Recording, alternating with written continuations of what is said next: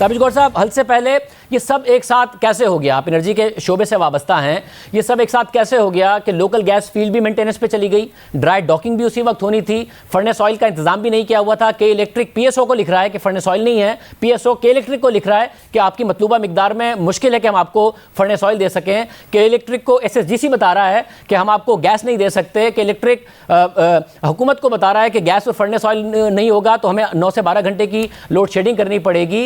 ये सारा का सारा काम एक साथ कैसे हो रहा है? Local gas field, LNG, furnace oil, सबकी एक साथ कमी। जी शुक्रिया शाहजेब। जैसे आपने खुद बताया, बहुत सारे नुकात हैं, मैं एक एक करके उनकी तफसीलात में जाता हूँ।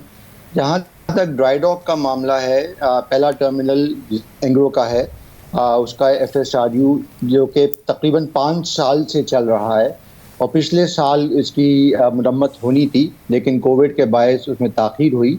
अब ये 30 जून को मुरम्मत के लिए जा रहा है। और दूसरा मुतबादिल जो जहाज़ है वो इंशाअल्लाह इतवार के दिन कराची के साहिल पहुंच जाएगा। 29 जून से लेके 5 जुलाई तक कुछ आर्जी कमी आएगी गैस की पैदावारी सलाहियत में, और जो LNG की जो कमी आएगी वो हम पूरा करने की पूरी कोशिश कर रहे हैं ताकि जो बिजली के सारिफीन हैं उन पे मनफी असर ना पड़े।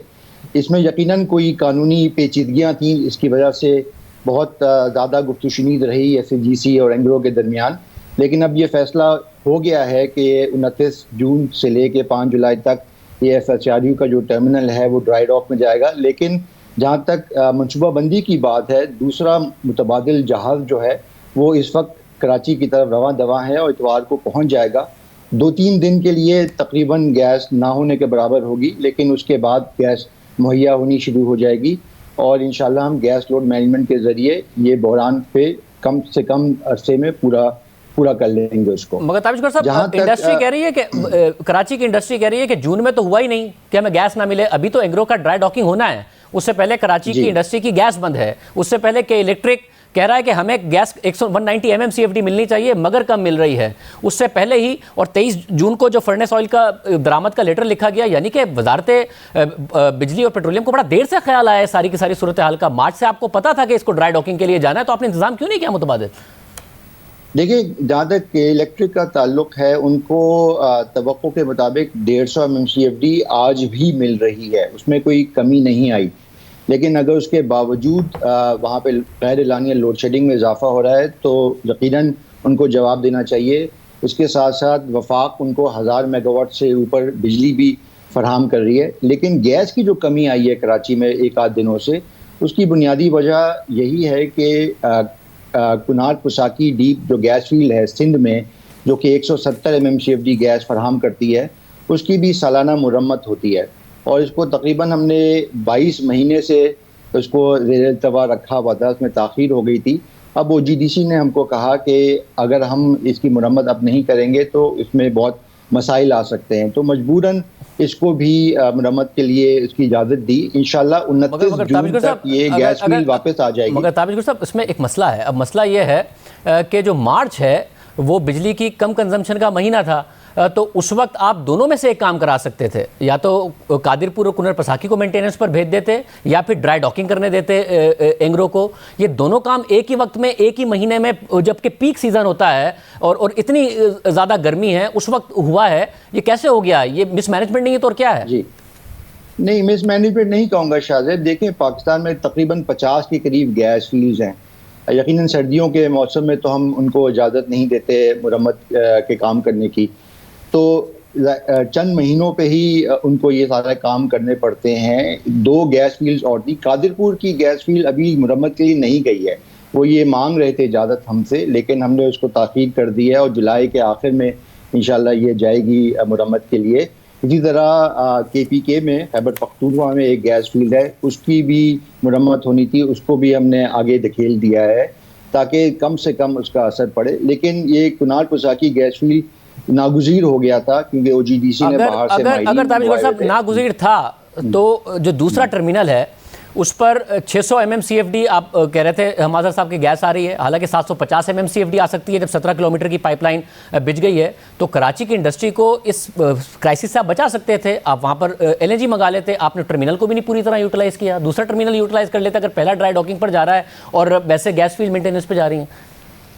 देखिए, दोनों जो टर्मिनल हैं इस वक्त मुकम्मल अपनी पैदावारी सलाहियत के मुताबिक चल रहे हैं, ना कम ना ज्यादा। लेकिन जहाँ तक इजाफी इस वक्त कितने पे 600 MMCFD दोनों। ताबिश गौर साहब, आप लोगों ने पहले पीपल्स पार्टी पर इल्जाम लगाया था कि ये 17 किलोमीटर की पाइपलाइन की इजाजत नहीं दे रहे हैं, दे दें तो 1400 MMCFD हम ड्रॉ कर सकते हैं। फिर नदीम बाबर साहब ने दिसंबर में अनाउंस किया कि वो 17 किलोमीटर की पाइपलाइन बिछ गई है, इसलिए हम 1400 MMCFD ड्रॉ कर सकते हैं। और आप लोगों ने अगले महीने के लिए, अगस्त के लिए और सितंबर के लिए जो टेंडर इशू किया है वो 5-5 एक्स्ट्रा कार्गो का किया है, यानी कि आप एक्स्ट्रा ड्रॉ कर सकते हैं वहां से, फुल कैपेसिटी पर नहीं चल रहे हैं।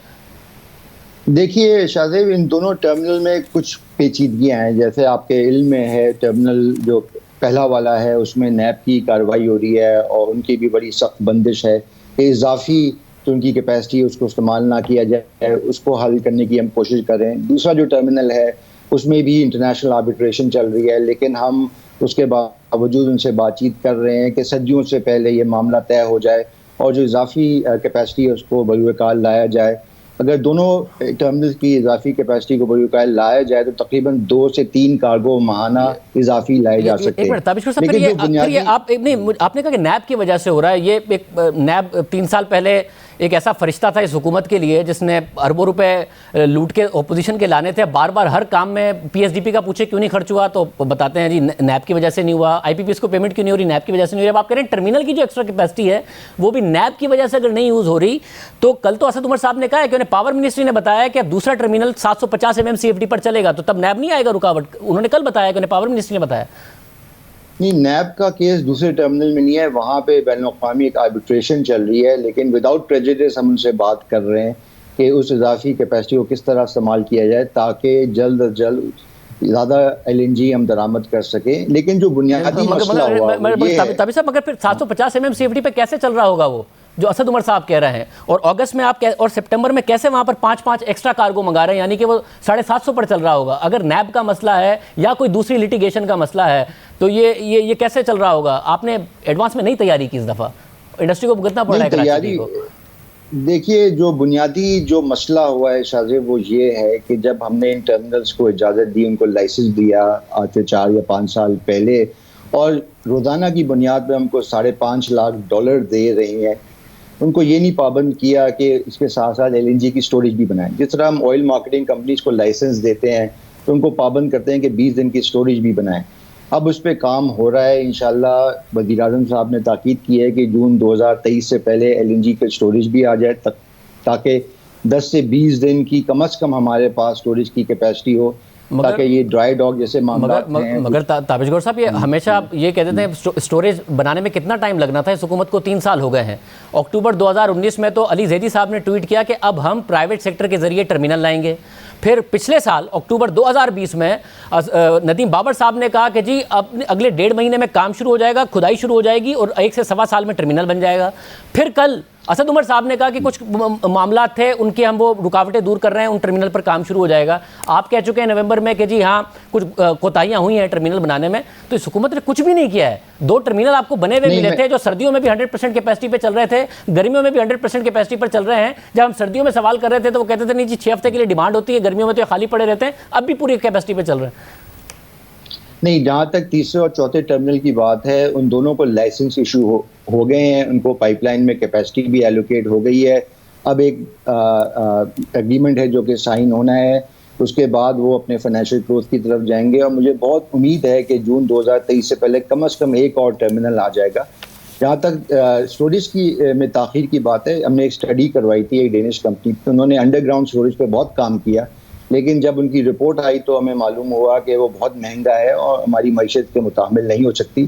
तो अब हम एक और स्कीम पे काम कर रहे हैं जो कि अबव ग्राउंड होगी, तो पोर्ट कासिम पे ही होगी और कम से कम 10 से 20 दिन की स्टोरेज कैपेसिटी होगी जो इंशाल्लाह जून 2023 तक आ जाएगी। तो उसमें ताबिश गौहर काफ़ी साहब, ज़रूर अभी हुई कुछ अर्से पहले तक ये इल्ज़ाम था ज़ाहिर है कि उन्होंने इतने सारे कारखाने लगा दिए, अब फर्नेस ऑयल से बिजली पैदा करनी पड़ रही है, लोड शेडिंग पहले ही हो रही है, देहातों में भी बहुत ज़्यादा हो रही है। जो आपकी शेड्यूल लोड शेडिंग है, रेवेन्यू बेस्ड लोड शेडिंग, उसके अलावा भी लोड शेडिंग हो रही है, तो फर्नेस ऑयल से बिजली पैदा होगी जो कि महंगी होगी, जिसकी वजह से सर्कुलर डेट बढ़ेगा, जिसकी वजह से IMF का प्रेशर बढ़ेगा। हम उसी साइकिल में चले गए।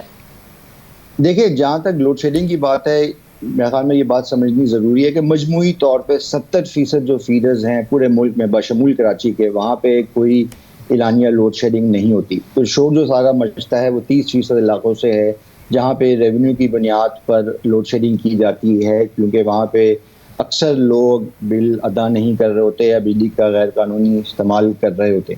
जहाँ तक फर्नेस ऑयल की बात है, यकीनन फर्नेस ऑयल इस्तेमाल हो रहा है क्योंकि मजबूरी है, लोगों को बिजली फराहम करनी है। इससे बेहतर है कि हम और गैर एलानिया लोड शेडिंग करें। हम तेल से बिजली बना रहे हैं, लेकिन इस वक्त ये भी समझना चाहिए कि बैनुल-अक़वामी तौर पे LNG की जो स्पॉट प्राइस है वो भी $12-13 हो गई है।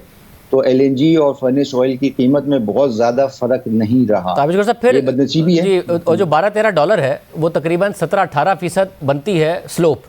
जब हम सर्दियों में सवाल उठा रहे थे तो कहा जा रहा था कि सिर्फ सर्दियों के 2-3 महीने में कीमतें बढ़ती हैं, गर्मियों में ये कीमतें इतनी नीचे आएंगी, फिर देखिएगा कि आपको कतर का कॉन्ट्रैक्ट बड़ा महंगा लगेगा। अब वो 13.25% का कॉन्ट्रैक्ट है, 16-17% के स्लोप पर आपको स्पॉट पर मिल रही है। इसलिए वो कहते थे कि जी लॉन्ग टर्म कॉन्ट्रैक्ट करना ही नहीं चाहिए, मगर बाद में जाके खुद भी कतर से किया। और सब तो ये सारी की सारी चीज़ें अगर ऑब्जेक्टिवली देखी जाएँ, क्योंकि आपने बाद में इस टीम को ज्वाइन किया है, सियासत से हटके देखी जाएंगी तभी चीज़ें बेहतर होंगी। अगर हर चीज़ पिछली हुकूमत पर डालने की कोशिश की जाएंगी कोताहियाँ, तो फिर चीज़ें ठीक नहीं होंगी। देखिए शाहजेब, 70% हमारा जो LNG का परचेज है वो लॉन्ग टर्म कॉन्ट्रैक्ट के अंदर ही हो रहा है, और कतर के साथ जो 10.2% पे रिसेंटली हमने कॉन्ट्रैक्ट साइन किया है उसमें इंशाल्लाह गैस सस्ती आएगी। 30% स्पॉट जो है वो बिल्कुल बैनुल-अक़वामी एतबार से सही परसेंटेज है, उसमें ऊपर नीचे होता रहता है। आजकल गर्मियों में क्योंकि एक आध जो LNG की जो फैसिलिटीज़ हैं दुनिया में वो बंद हैं, यूरोप में डिमांड बढ़ गई है, एशिया में ख़ास तौर पे डिमांड बहुत बढ़ गई है, इसकी वजह से स्पॉट कार्गो इस वक्त महंगे हैं। लेकिन हमने जो पेशन गोई देखी है मुख्तलिफ माहिरीन की, लोग कह रहे हैं कि ये कीमत गिर के $8-8.5 हो जाएगी। इसी तरह जो खाम तेल है, क्रूड ऑयल, उसकी कीमत भी $75 है। तवक्को की जा रही है कि ये उम्मीद करते हैं ऐसा ही हो, मगर तक हो जाएगी। अभी आने वाले दिनों में कितनी लोड शेडिंग अब हम एक्सपेक्ट करें अगले 1-1.5 हफ्ते के लिए, जब ये ड्राई डॉकिंग के लिए जाएगा? और ये फैसला हो गया है कि ड्राई डॉकिंग के लिए जाएगा, ये फैसला हो चुका है कि हुकूमत जी, ये फैसला हो गया है, ये नागुज़ीर है और ये ज़रूरी भी है, क्योंकि अगर ड्राई डॉकिंग की इजाज़त ना दी तो ये मशीन ख़राब भी हो सकती है और ज़्यादा बुहरान का सामना करना पड़ जाएगा तवानाई के शोबे को। जहाँ तक लोड शेडिंग की बात है, हमने बिल्कुल प्लानिंग कर ली है। थोड़ी बहुत गैस की कटौती ज़रूर होगी CNG सेक्टर को और चंद सनती सारिफिन को। घरेलू सारिफिन को इंशाल्लाह ना गैस की कमी का सामना करना पड़ेगा, ना ही बिजली का 29 जून से 5 जुलाई तक। उम्मीद करते हैं ऐसा ही हो। ताबिश गौहर साहब हमारे साथ मौजूद थे।